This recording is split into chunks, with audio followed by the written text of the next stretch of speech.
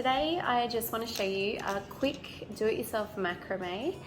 I'll show you the equipment that I'm using, which is really inexpensive, and then a really fast, easy way to do one, just like the lighting macrame that I had on my lighting video.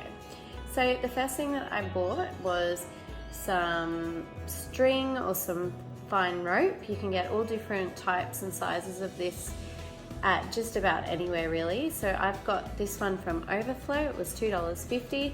Spotlight and other craft stores have a lot of that materials as well. They also sell hooks. I also got this from Overflow in a packet of about 10. I have an old peanut butter jar, which I really like to use, but you can get more interesting jars than this, whatever that you want to put inside really. And a $4 battery operated lights from Kmart. Now I use the whole length. The longer it is, the more knots that you can put in it and the more you can layer it and things like that. I'm going to find the middle. And I'm going to do that again. Double that again.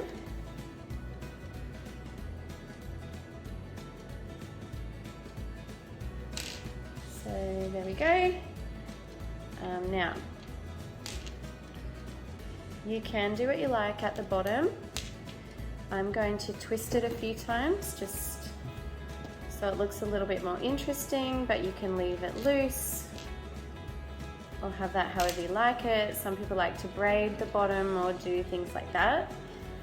Because this is just a very simple one that I'm showing you today, I'm just going to give it a twist and then tie it in a knot. I'm going to pull it fairly tight because the weight of my jar will sit on this. Now, cut the ends.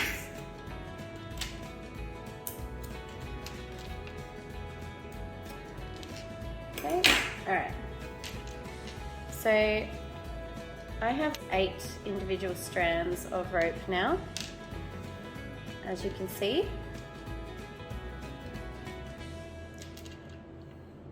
This is probably a good point to look at the container, the jar, or the pot plant that you're using. So you can also put plants in your jars or use the actual pot itself. And look at the base diameter of that, and you don't want to overdo it. So you want the center and the knot to hold the weight. So when I'm making this, I don't want my jar to fall out if it's hanging, if it's windy or there's a storm. I want it to be quite secure. So I really want to position my first knots around the base of that jar somewhere. So around there. So use your jar as a guide and then go back and lay it out. I want it about that, so that's about 5 centimeters. Again, that will depend on the jar or the pot that you're choosing to use. And then I'm going to make quite tight knots in there. So I try to get 2 pieces that are close to each other just so that it sits more nicely and sits flush. And keep them all at that same position.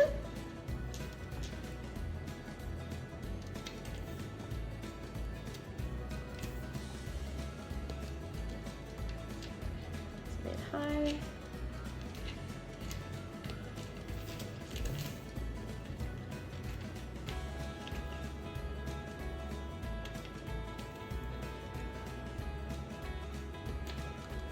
Okay, so now I have this. The easy part is done. So what I want to do now is I want to make that net design. So even though these two were originally together, I'm now going to pinch off a single strand from each pair that's adjacent to each other. Again, try to make sure it's all sitting nicely and that they are adjacent strands. so that once you put your jar inside, it's not lopsided or twisted underneath.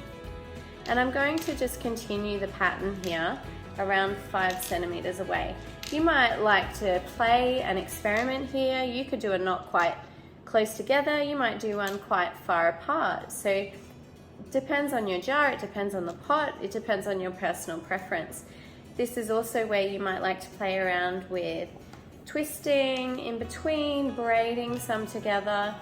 It's really quite fun when you start to explore all of the different options and patterns that you might enjoy to use.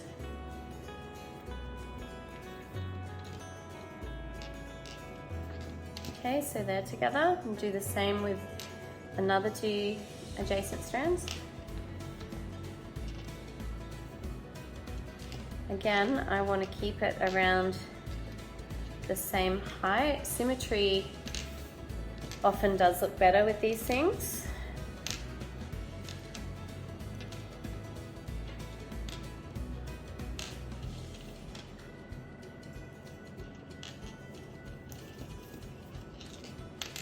Okay, now what happens if you go too high or the knot's in the wrong place? Loosen it, wiggle it down, and then pull it tight. So what do I do now? I've got these strands on either end. Well, I have a 3-dimensional jar holder that I want to make, so I need to bring that around and join it up.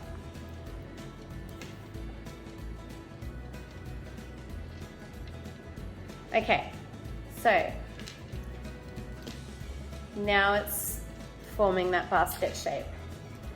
I'm going to continue my pattern and do it again.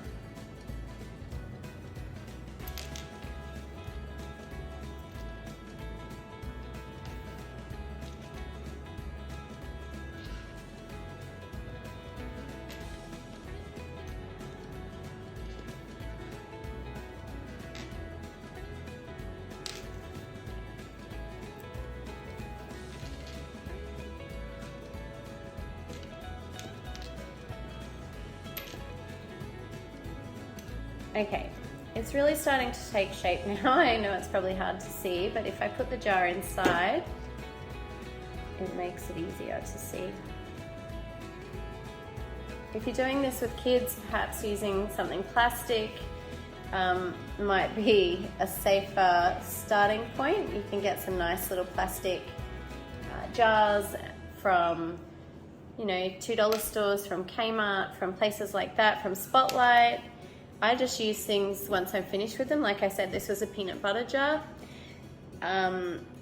But you can also get some really nice pot plants and things. You might like to put beads on the bottom of this before you tie it off.